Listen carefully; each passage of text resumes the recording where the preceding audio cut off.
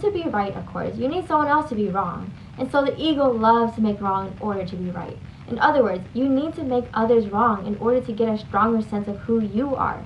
Not only a person, but also a situation can be made wrong through complaining or reactivity, which also implies that this should not be happening. Being right places you in a position of imagined moral superiority in relation to the person or situation that is being judged and found wanting. It is that sense of superiority that the ego craves and through which it enhances itself.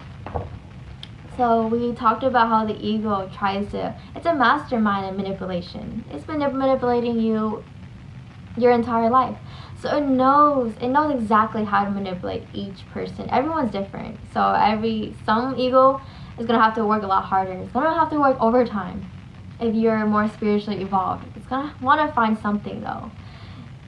But if you've been feeding your ego and allowing yourself to react with anger, being argumentative every single time, really it's not being judgmental and being positive and happy. Yes. Your ego craves that. It wants to feel superior, so it will try to put others down.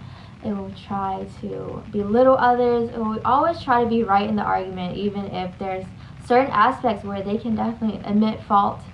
But the ego can't stand to be wrong. It always needs someone to be at the wrong in order to solidify more and more, in order to enhance itself. But you see how, thank you so much for the roses. Thank you. Smells so good. Thank you so much. Thank you. Smells so good. Thank you for the roses. Thank you.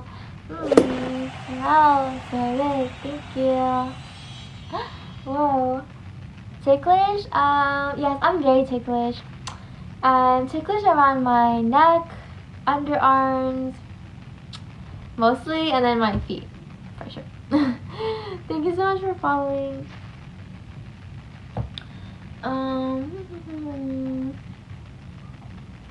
But yeah, it's like having awareness is key. Like when you're aware that you're not even any of these negative emotions, like you're getting super upset about someone, that's your ego getting upset. That it's being tested right now. That how dare someone speak to you in this demeanor? Like that's your ego getting upset, and that's your ego making its identity come to life. When you realize that you're just an observer of this, you're just an observer of these thoughts, of these so-called human emotions, that's when you take all your power back. You are just awareness of all of this. And a lot of the things that you become upset about, it's all a pattern. Whether you grew up practicing this emotion or even to this day you operate through fear.